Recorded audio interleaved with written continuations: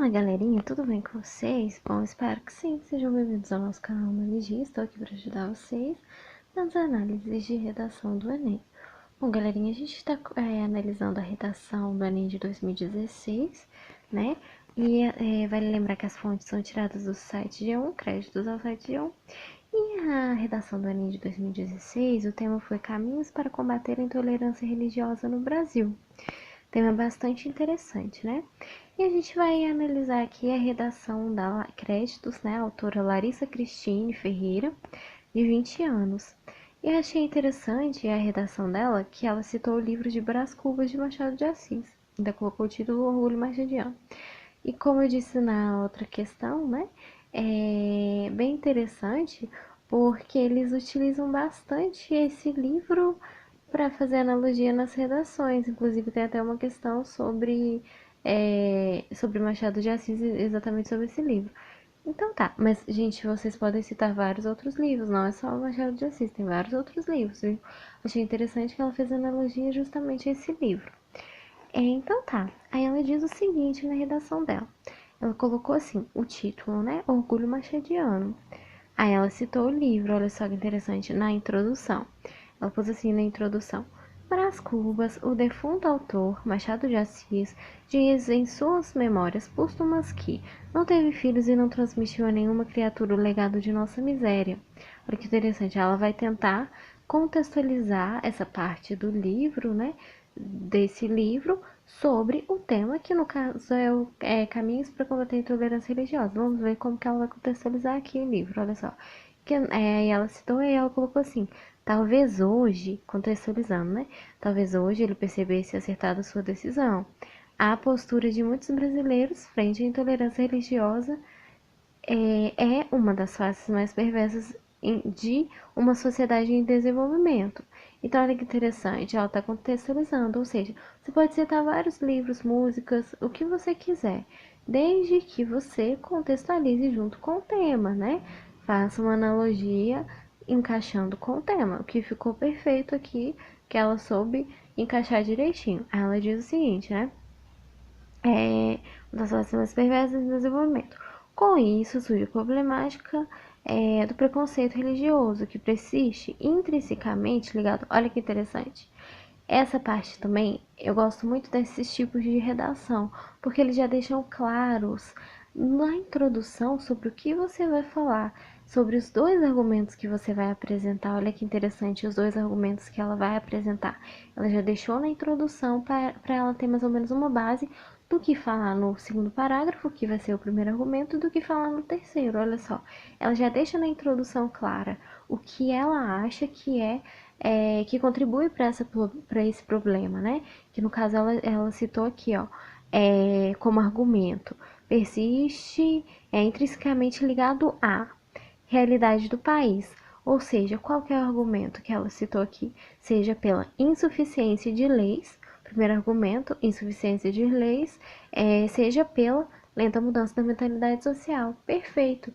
Olha só. Então, no primeiro parágrafo, com certeza ela vai falar sobre esse primeiro argumento. No primeiro parágrafo, não, gente, desculpa. O primeiro parágrafo é a introdução. No caso, eu digo o primeiro parágrafo de argumentação, que é, no caso, o segundo parágrafo da redação por completa, né?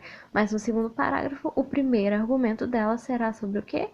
Supõe-se, né, a gente imagina, como ela já citou aqui, né, o que deve ser seguido, a insuficiência de leis. Então, vamos ver se ela vai falar alguma coisa a respeito sobre a insuficiência de leis, que é o modelo certinho a ser seguido, olha só. Aí ela já começa assim, no segundo parágrafo, o primeiro argumento dela, olha só. É indubitável que a questão constitucional, pronto, tá falando de leis direitinho, como primeiro argumento que ela já citou na introdução, olha só. Indubitável que a questão constitucional e sua aplicação estejam entre as causas do problema. Aí ela vai citar aqui um filósofo para reforçar o seu argumento, né? Ela já reforçou, muito interessante, de Machado de Assis no começo, e aqui no primeiro argumento, ela vai citar um filósofo que é Aristóteles, olha só. Ela diz o seguinte, conforme Aristóteles, a poética deve ser utilizada de modo que, por meio da justiça, o equilíbrio seja alcançado na sociedade. Ela está falando sobre as leis. De maneira análoga, Como que a questão constitucional, né, tem a ver com isso? Olha só. De maneira análoga, é possível perceber que, no Brasil, a perseguição religiosa rompe essa harmonia. Haja vista que, embora esteja prevista na Constituição o princípio da isonomia, no qual todos devem ser tratados igualmente, muitos cidadãos se utilizam da inferioridade religiosa para externar ofensa e excluir socialmente pessoas de religiões diferentes.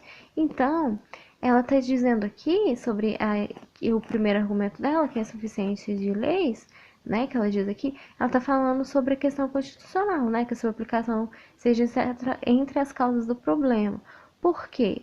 Né? Ela diz o seguinte, que embora, de maneira análoga é possível perceber, embora seja previsto na Constituição o princípio da isonomia, no qual todos devem ser tratados igualmente, muitos cidadãos utilizam da inferioridade religiosa para externar ofensa e excluir socialmente as pessoas diferentes. Ou seja, ela está dizendo que, embora esteja prevista na Constituição, a insuficiência de leis aqui é um argumento, porque, mesmo estando prevista na Constituição, ainda existe a prática de discriminação religiosa.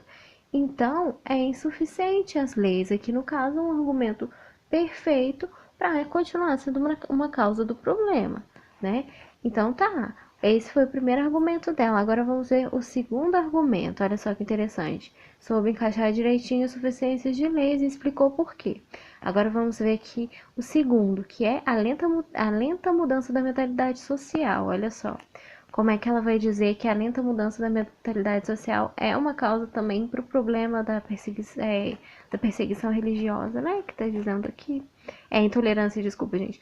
É intolerância religiosa, né? Vamos ver aqui como é que ela vai dizer que a lenta mudança da mentalidade social, olha só. Aí ela começa assim, o segundo parágrafo. O terceiro, aliás.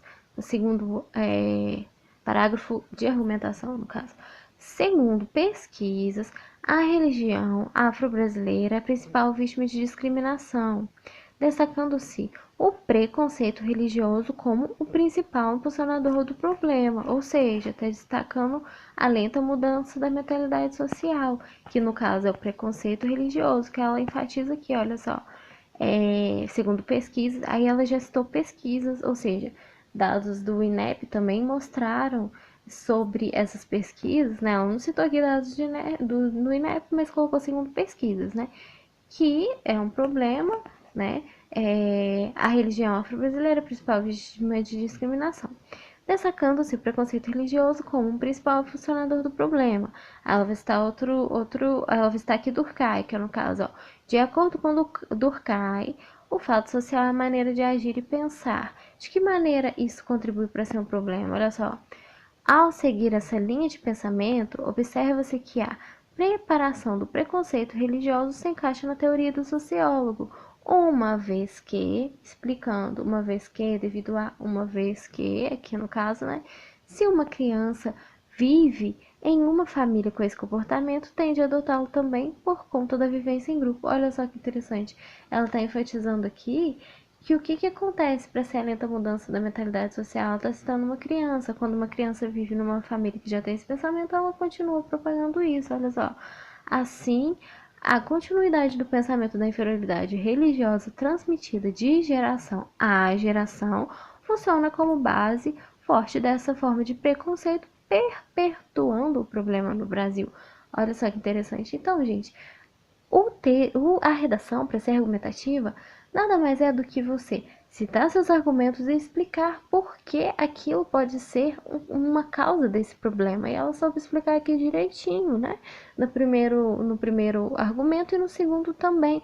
Encaixou direitinho com o que ela já disse na introdução, que foi, no caso, as duas coisas, né? A insuficiência de leis, ela encaixou direitinho no primeiro parágrafo de argumentação e no segundo também a lenta mudança da mentalidade social, né, que ela cita aqui. Então vamos ver o que ela vai fazer para solucionar, qual que seria, né, a proposta de intervenção, de solução para isso, para esse problema que ela soube explicar. Olha só, ela começa assim a conclusão dela. Infere-se, portanto, né, que a intolerância religiosa é um mal para a sociedade brasileira, ou seja, voltou no título, no tema da redação, intolerância religiosa. Claro, é um problema para a sociedade brasileira. Aí, o que ela vai fazer aqui? Sendo assim, cabe ao governo federal construir delegacias especializadas em crimes de ódio contra a religião. Aí está citando o governo federal como, de que maneira, né? O que pode ser feito para solucionar o problema? Construir delegacias especializadas em crimes de ódio contra a religião, a fim de atenuar a prática de preconceitos na sociedade. Além de aumentar a pena para quem o praticar, ainda cabe à escola criar palestras sobre as religiões e suas histórias, visando informar crianças e jovens sobre as diferenças religiosas no país, diminuindo assim o preconceito religioso, né? Ademais, a sociedade deve mobilizar em redes sociais com o intuito de conscientizar a população sobre os males da intolerância religiosa. Assim pode-se transformar o Brasil. Aí olha só que interessante, que eu achei bem interessante essa parte, né? O título Orgulho Machadiano, ela voltou a redação inteira para fechar, para dar a coerência perfeita no final, que é a do livro, olha só. Quando ela diz o seguinte, né? Pode-se transformar o Brasil em um país desenvolvido socialmente o quê? E criar um legado que Brás Cubas pudesse se orgulhar. Então ela voltou no conto de Machado de Assis, né, no livro de Machado de Assis do Brás Cubas, para ele se orgulhar. Encaixou direitinho no título, que é exatamente Orgulho Machadiano. Então, é sobre contextualizar perfeitamente a redação com o livro e com os argumentos dela, e sobre mostrar de forma clara, convicta, todos os argumentos dela de acordo com o modelo de redação. Então, foi muito interessante a redação dela, viu? Parabéns, Larissa, né? A redação da Larissa, a gente está disponível no site do G1, créditos ao site do G1 também. Perceberam que interessante, gente? Bom, espero que vocês tenham entendido, que vocês estejam compreendido, né, como fazer esse modelo aí de redação. E curtam e compartilhem, te vejo nas próximas análises de redação aí do canal, viu, galerinha?